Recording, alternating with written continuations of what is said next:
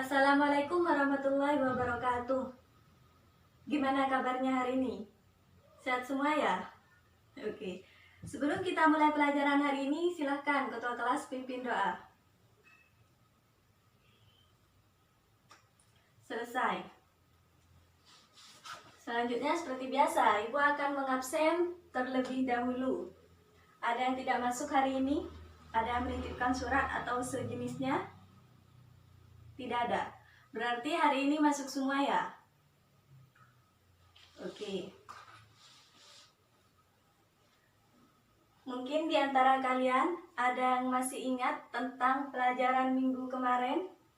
Minggu kemarin kita belajar apa? Silahkan, yang masih ingat tentang pelajaran minggu kemarin, acungkan tangan dan jawab. Ya Iva, silahkan. Ya, benar. Minggu kemarin kita belajar tentang struktur teks anekdot dan ciri kebahasannya. Ada yang bisa bantu Ibu untuk mengingatkan kembali ada berapa unsur teks anekdot? Ya, silahkan Huda. Ya, benar sekali. Ibu rasa kalian sudah cukup paham ya tentang teks anekdot. Kalau gitu, Ibu akan melanjutkan ke materi yang selanjutnya, yaitu tentang buku fiksi. Minggu kemarin Ibu sudah menjelaskan kan? Hari ini kita akan belajar tentang buku fiksi. Ibu sudah menyuruh kalian untuk membaca sekilas tentang buku fiksi. Ada yang sudah membaca? Siapa yang sudah membaca tentang buku fiksi?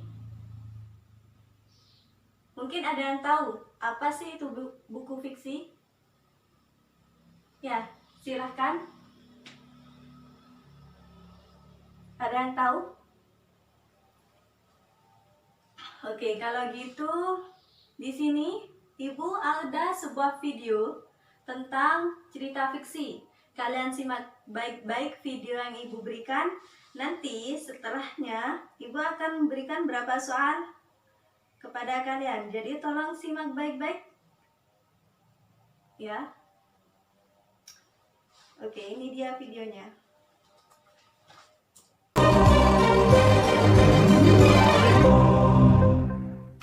Asal mula Danau Toba.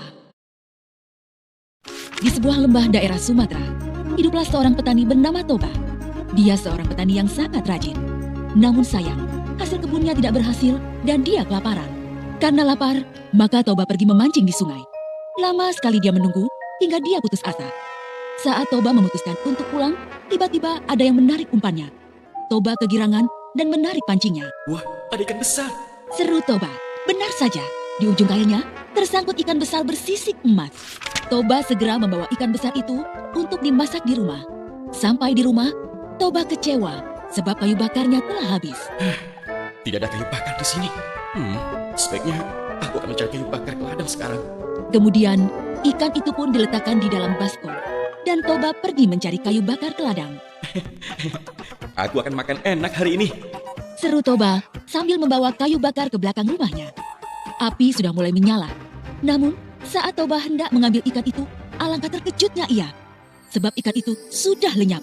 Yang ada justru berkeping-keping uang emas. Hah? Di mana ikanku tadi? Dan itu uang emas siapa? Namun, saat Toba membuka pintu kamar, alangkah terkejutnya dia. Seorang perempuan tinggi semampai dengan rambut panjang sedang menyisir rambutnya di depan cermin. Wah, alangkah cantiknya perempuan ini. Hei, siapakah kau ini? Tanya Toba. Perempuan itu membalikan badan dan Toba semakin terpesona. Belum pernah dia melihat perempuan secantik dia. Akulah penjelmaan ikan yang kamu tangkap tadi. Sementara keping uang emas tadi adalah sisik-sisiku. Toba terbengong-bengong. Perempuan itu pun tersenyum. Aku dikutuk oleh Dewata menjadi ikan. Tapi berkat engkau, kutukan itu hilang. Mari kita ke dapur, akan kumasakkan kamu makanan. Kamu pasti lapar. Toba hanya menurut ketika perempuan itu mengajaknya ke dapur. Dengan cekatan, perempuan itu segera menyiapkan makanan. Toba sangat takjub dengan kelihayan perempuan itu di dapur. Dia berkata dalam hati, Seandainya dia ini jadi istriku. rupanya si perempuan itu bisa membaca keinginan hati Toba. Aku mau jadi istrimu, tapi aku punya satu syarat. Kata perempuan itu setelah Toba selesai makan. Toba sangat terkejut mendengar perkataannya. Katakan, apa syaratnya? Jika kita menikah nanti, jangan pernah mengungkit asal mulaku sebagai seekor ikan. Aku tidak akan menanggung akibatnya jika kamu melanggarnya. Toba menyanggupinya. Baginya itu syarat yang mudah. Toba dan perempuan itu akhirnya menikah. Toba semakin bekerja keras di ladang untuk mencukupi kebutuhan mereka sehari-hari. Lalu istrinya mengandung. Toba sangat bahagia. Dia tidak sabar menunggu kelahiran anaknya. Tidak lama kemudian, seorang bayi laki-laki lahir. Toba memberinya nama Samosir. Samosir tumbuh menjadi anak yang sangat nakal dan pemalas. Kerjanya hanya main-main dan keluyuran. Toba masih berusaha bersabar dengan kelakuan Samosir. Jika Toba bekerja di ladang, Samosir tidak pernah mau mengantarkan makanan yang sudah dimasak istrinya. Akhirnya, istrinya sendiri yang mengantar makanan itu kepada Toba. Istriku, kamu jangan terlalu memanjakan anak kita, Samosir. Jika terus dimanjakan, dia malah jadi tambah nakal. Istri Toba tersenyum dan berkata, Bersabarlah Kanda, suatu hari nanti Samosir akan menyadarinya. Aku sudah cukup bersabar, Dinda.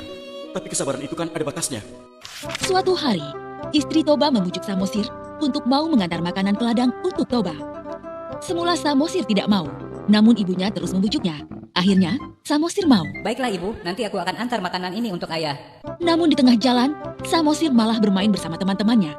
Selesai bermain, Samosir merasa lapar. Aduh, lapar sekali aku. Aku makan saja makanan ini. Dia pun memakan makanan yang seharusnya untuk ayahnya. Samosir hanya menyisakan sedikit makanan. Di ladang, Toba tidak sabar menunggu makanan yang tidak kunjung datang. Dia sudah sangat lapar. Apalagi, pagi tadi tidak sempat sarapan karena banyak sekali pekerjaan yang dilakukannya hari ini. Di kejauhan, Samosir datang dengan berlari-lari. Kemana saja kamu, Samosir? Ayah sudah menunggumu lama sekali.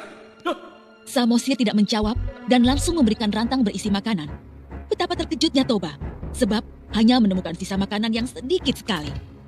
Samosir, kamu sudah memakan makanan ayah ya? Kelakuanmu ini sudah di luar batas. Dasar anak ikan. Kembali kamu. Kemarahan Toba tidak terbendung lagi. Tanpa sadar, dia sudah mengucapkan pantangan yang dulu disyaratkan istrinya. Toba memukul Samosir hingga menangis kencang. Samosir pun berlari menuju rumah. Ibu, ibu, ibu. Sesampainya di rumah, Samosir mengadu pada ibunya. Ibu, kata ayah, aku ini anak ikan. Apa benar ibu? Istri Toba merasa sedih karena Toba telah mengungkit asal-usulnya. Kemudian, dia menyuruh Samosir untuk berlari ke atas bukit. Samosir, cepatlah kau lari ke atas bukit nak, sebelum air bah datang. Baik ibu. Samosir menurut. Maka, segeralah langit berwarna gelap dan petir menyambar-nyambar. Tiba-tiba, air bah muncul dari arah sungai. Istri Toba tiba-tiba meloncat ke dalam air bah dan seketika menjadi ikan kembali. Toba yang bekerja di ladang terkejut karena tiba-tiba air bah datang. Air apa itu? Ada apa ini? Dia tidak sempat melarikan diri. Toba hanyut dan tenggelam dalam air bah. Segera saja, air bah menggenangi seluruh lembah dan hanya menyisakan pucuk bukit di tengahnya. Di bukit itu, Samosir sembunyi. Namun saat air bah menjadi danau, Samosir pun menjadi pulau. Itulah sebabnya, danau itu dinamai Danau Toba. Dan pulau di tengahnya disebut Samosir. Oke, selesai.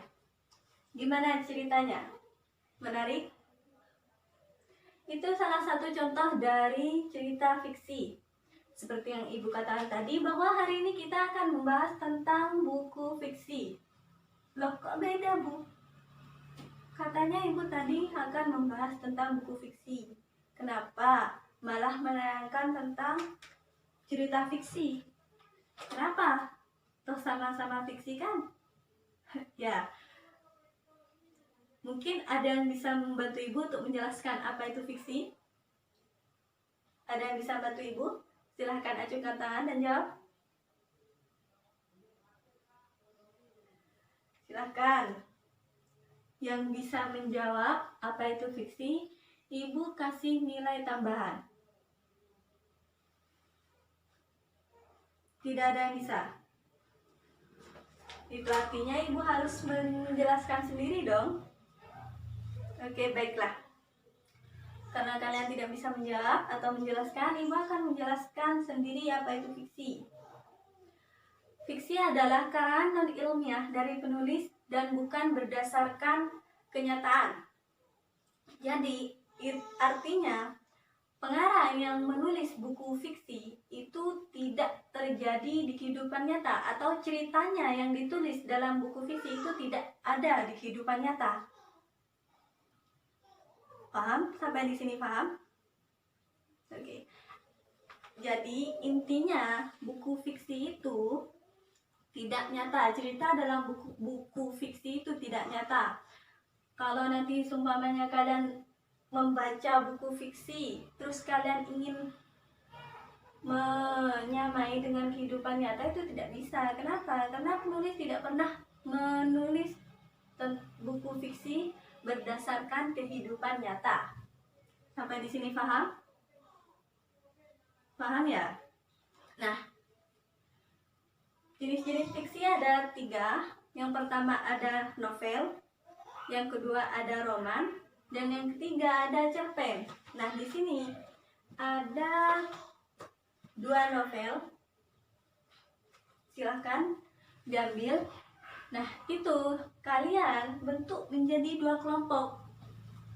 Terus baca buku novel tersebut. Nanti setelah kalian baca, bandingkan dengan cerita fiksi yang ibu tadi putarkan, atau yang ibu tadi, ya, paham? Paham tugasnya apa? Ya, berarti kalian sekarang tinggal menentukan kelompok kalian masing-masing dan duduk dengan kelompok kalian masing-masing serta laksanakan tugasnya dari sekarang. Ya, silakan.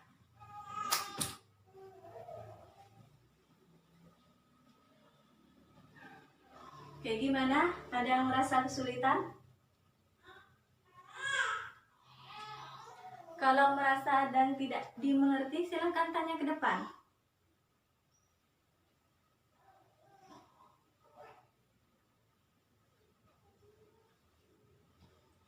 Waktunya hampir habis ya.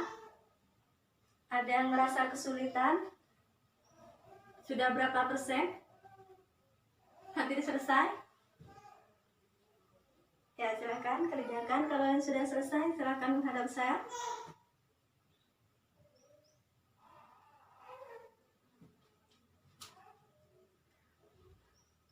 Oke, karena waktunya sudah habis, silakan itu dijadikan PR. Tapi ingat, minggu depan harus selesai. Dan jangan lupa, buku ibu dikembalikan dalam keadaan utuh. Mengerti? Jadi minggu depan kalian harus sudah menyelesaikan tugasnya dan perwakilan salah satu kelompok untuk menjelaskan atau mempresentasikan hasil kerja kelompok kalian di rumah. Oke, sampai di sini. Wassalamualaikum warahmatullahi wabarakatuh.